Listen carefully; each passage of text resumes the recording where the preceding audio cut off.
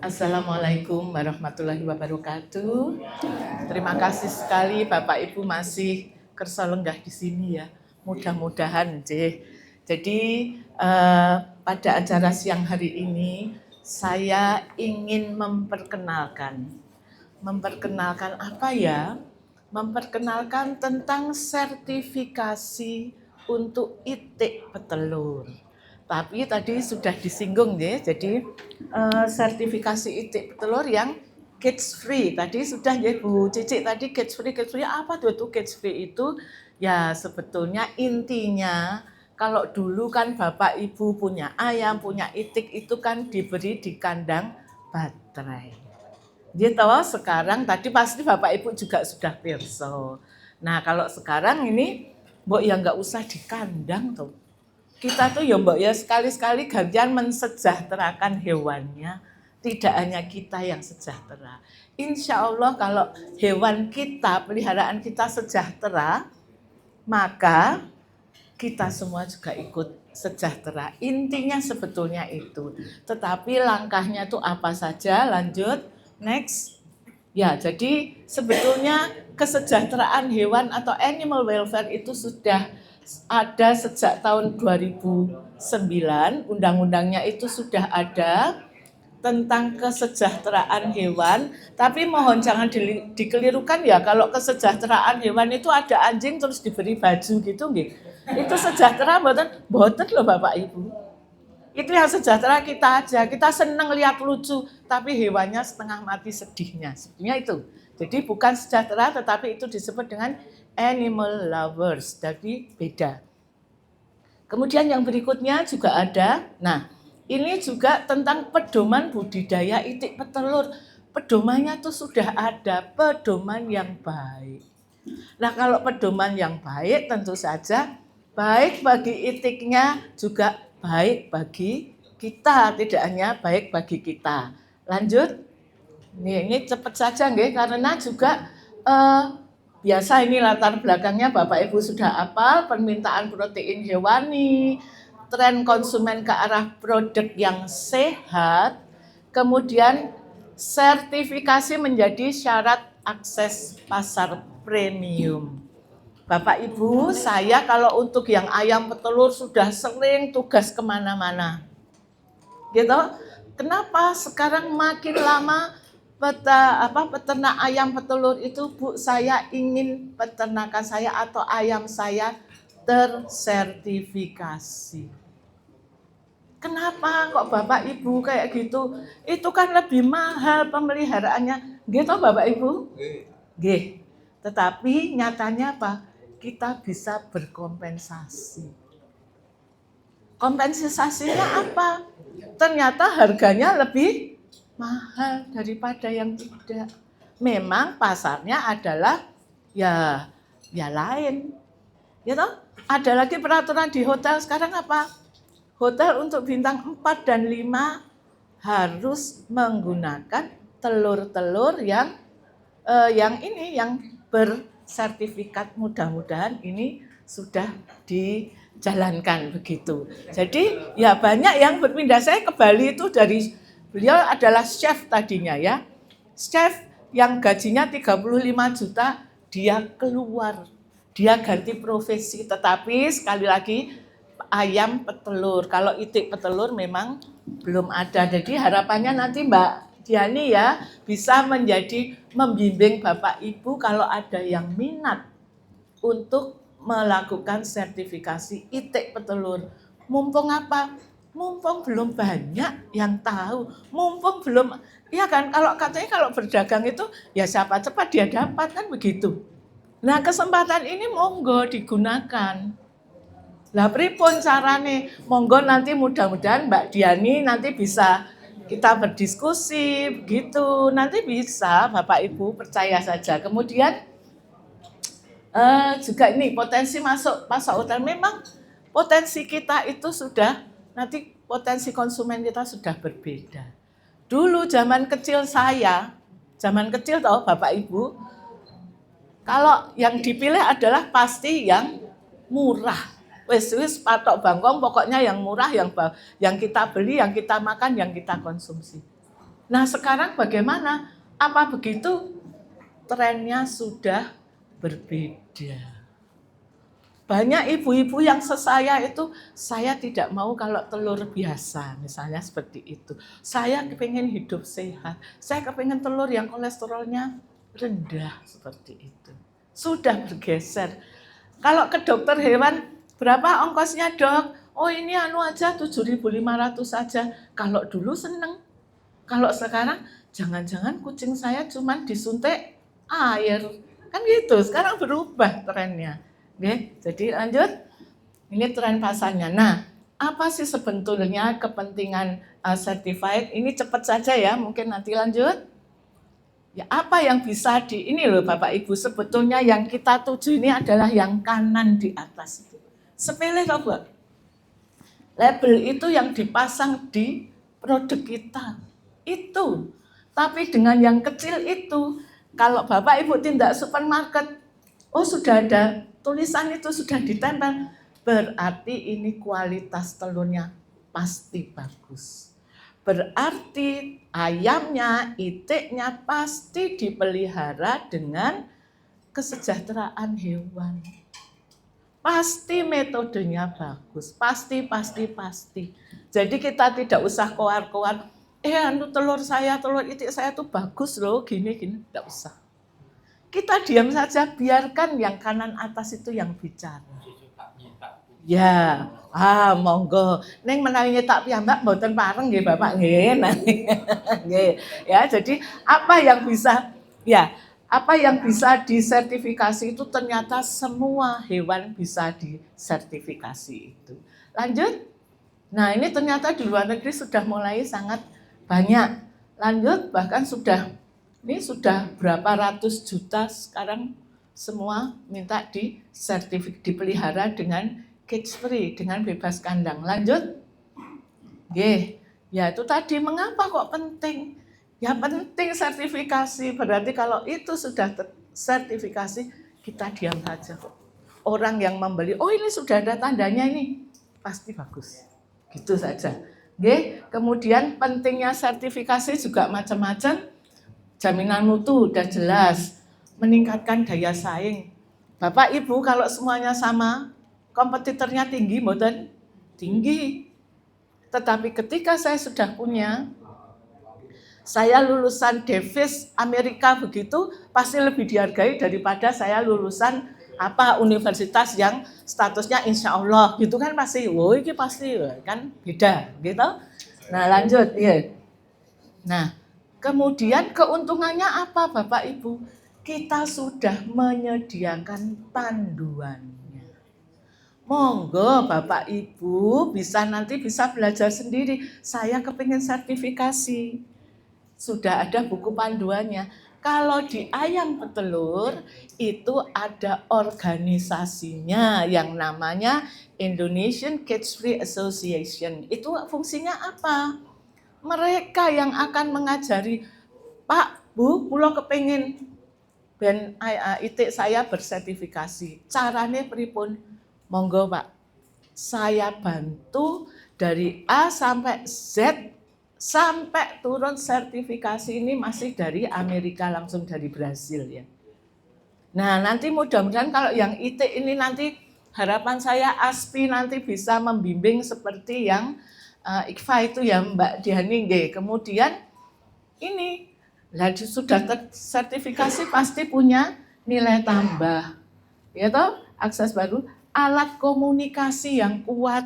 Artinya apa? Nggak usah cerita-cerita bahwa ayam telur saya bagus, nggak usah.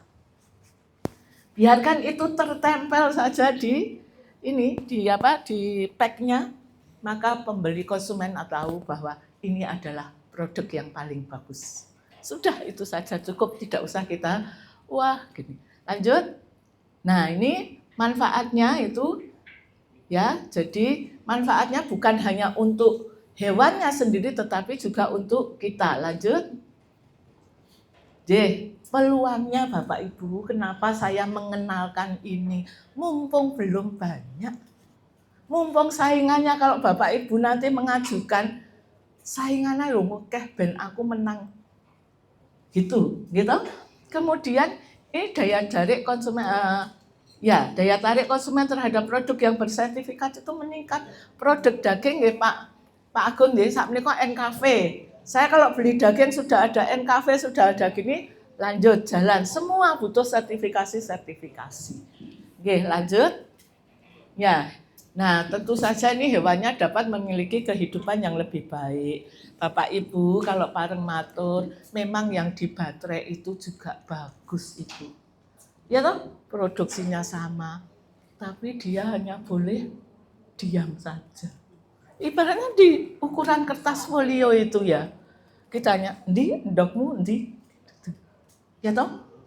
Nah, Mbok ya sekarang bareng-bareng lenduk wis sejahtera, aku ya sejahtera. Bahwa secara normal bebek itu kan bebek itu ya renang yang mencari pakan itu kan sepanjang hari. Nggih, jadi arti produksi bebas sangkar itu tidak hanya bebek dipelihara di kandang tidak di kandang, titik, bukan. Bukan itu yang dimaksud dengan bebas sangkar. Bebas sangkar atau cage free yang dimaksud adalah satu, lanjut. Oh ini ada, ini bukunya sudah ada. Silakan Bapak Ibu nanti kalau mencari bisa di situ. Lanjut. Nah ini bukunya Bapak Ibu sudah ada. Monggo kalau nanti mencari sudah ada semuanya. Oh ternyata itik yang petelur itu dikatakan sudah memperoleh sertifikat kalau pakan dan airnya terpenuhi dan kualitasnya bagus. Kemudian lingkungannya bagaimana? Lingkungannya itu Bapak Ibu percaya tidak, saya kalau melakukan inspeksi pada kandang ayam petelur itu hampir tidak ada yang bau loh sekarang. Kenapa? Ya airnya bersih. Ya toh? Kemudian juga kadang diberi probiotik ininya liternya betul sehingga tidak ada. Tetapi itu pun tetap harus ada dipasang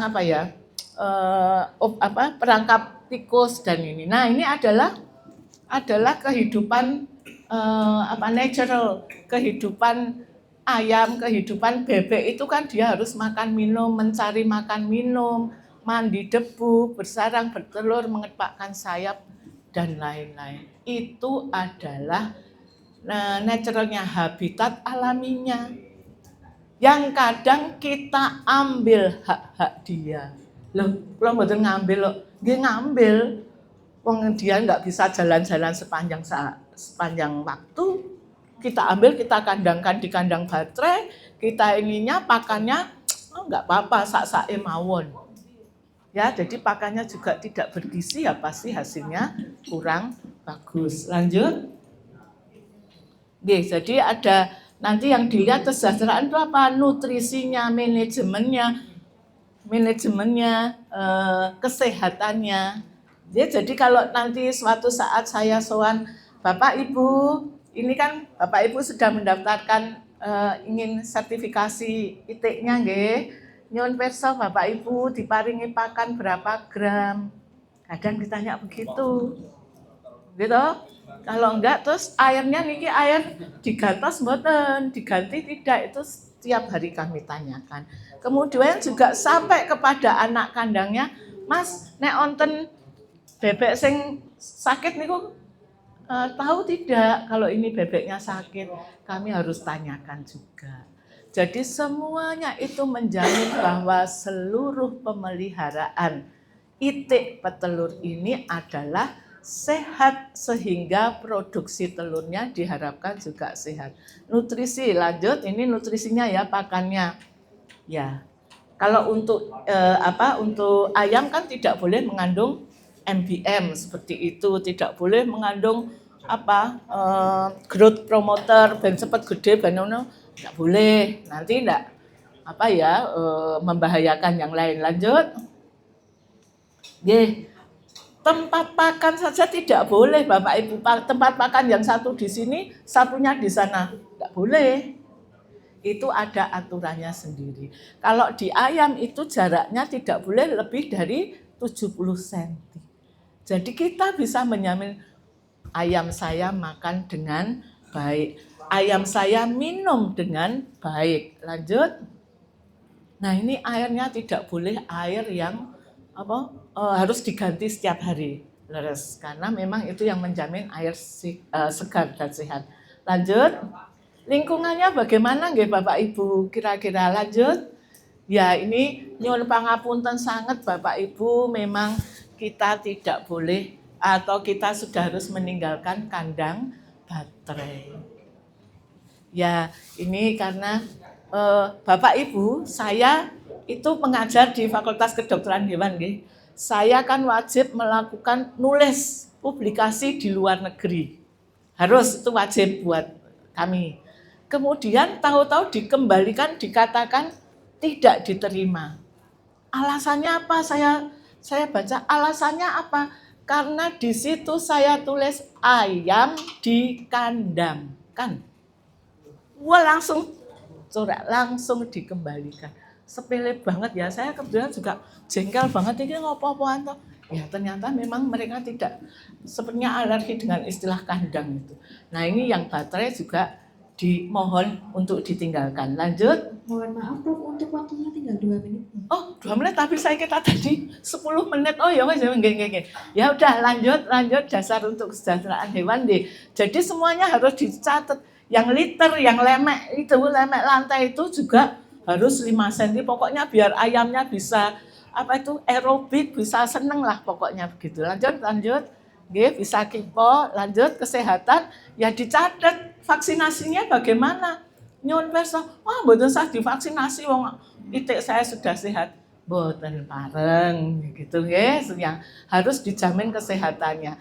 Ini kalau itik ayam itu kan ada yang di cucuk paruhnya, ada yang dipotong supaya tidak ini kan kanibalisme, tapi juga tidak boleh. Lanjut, enggak usah. Manajemen ini nanti yang ditanya-tanya adalah anak kandang. Bagaimana Pak, panjenengan tahu tidak pentingnya kesejahteraan hewan dan lain-lain. Lanjut. Ini tetap ya, jadi pemeliharaan suhunya, kelembabannya semuanya diperiksa. Tetapi jangan khawatir Bapak Ibu, pasti ada yang membimbing kalau ada yang tertarik. Jadi tidak mungkin dibiarkan. Karena apa ya? Sampai sertifikasi itu turun, itu kalau pada ayam petelur dibimbing. Amonia. Nah, amonia itu diperiksa Bapak Ibu. Kalau sampai bau, itu peringatannya keras. Ya toh? Kenapa? Berarti mungkin ini liternya tidak bersih. Ya toh? Berarti entah itu kotorannya, entah itu berarti pemeliharaannya memang tidak bagus, tidak ada. Lanjut. Oke, ini vaksinasi sudah, lanjut. Selak di ini Dok Desta ya, lanjut, nggih. Ya lanjut. Nggih, jadi kesimpulannya Bapak Ibu, tidak ada sistem pemeliharaan yang sempurna untuk kesejahteraan hewan, tetapi adanya hanya manajemen yang sempurna. Lanjut. Nggih. Nah, ini juga moto kami, kesejahteraan hewan adalah manajemen yang baik, akan mengakibatkan peningkatan kekebalan terhadap penyakit, sehingga kejadian penyakit akan menjadi kurang, otomatis produktivitasnya akan naik. Lanjut. Yes. Ini tata caranya tapi belum, ya udah lanjut aja nggih. Karena ini baru kenalan nggih. Ya, ini tantangan solusinya. Biaya sertifikasi dan adaptasi manajemen itu kan mahal. Tidak semuanya begitu. Ada hal-hal yang tertentu yang bahkan digratiskan kalau pada ayam telur. Kurangnya pengetahuan teknis peternak. Lah iya, kalau dereng ngertos kalau kayak gitu tuh harus ada A, B, C, D. Enggak apa-apa, besok pasti ada yang nuntun, ada yang bimbing. Ini skala usahanya masih kecil. Lah solusinya bagaimana? Ya tentu saja harus ada pelatihan dan pendampingan, kemudian ada kolaborasi koperasi. Pak, Mari Pak, kita kerjasama Pak, supaya Bapak nanam modal di tempat saya yang menjalankan dan sebagainya. Oke? Ya, jadi ini kesimpulannya memang pasar telur itik itu terus berkembang dan sertifikasi menjadi kunci untuk akses pasar premium. Ya, jadi memang ada pangsa pasar sendiri-sendirinya. Peluang besar bagi peternak untuk meningkatkan nilai produk, harus ada kolaborasi dan pendampingan ya. Ini penting untuk menjadi sukses. Jadi saya kira itu saja, matur nuwun sangat. Waktu saya kembalikan kepada MC. Wassalamualaikum warahmatullahi wabarakatuh.